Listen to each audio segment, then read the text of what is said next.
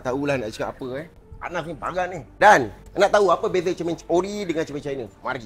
Ini kat depan ni cermin China. Cermin depan dia memang 2 layer. Hari ni kalau kau tukar cermin kereta dekat mana-mana kedai, 90% akan bagi cermin China. Kenapa? China murah. Kemudian dia datang cantik. Cermin dia lagi solid. Okey? Kemudian cermin China ni kau tengok SABS approach. Bukan main-main tau. Cermin dia dah siap getah semua, complete set. Kalau cermin ori ada logo Honda, Pilkington ataupun AGC Automotive, cermin dia kosong, getah ni tak ada.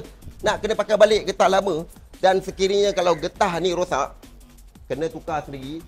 Kau beli pengen cermin China, siap semua. Cermin ni kau pakailah cermin ori ke, cermin China ke, sama je, kena batu pecah, tak kena tak pecah. Yang penting installation. Dapat ke dapat. Bila jadi macam gini, kau fikirlah segi guys keselamatan korang ni tak ada. Safety conceal ni mana? Benda ni penting. So kena tukar mindset tu. Kesedaran tu. Pentingnya tukar cermin kereta, first time cari kedai yang betul. Dapat ke dapat? Kalau belajar satu komen kat bawah guys. Bagi. Teruk ni mat.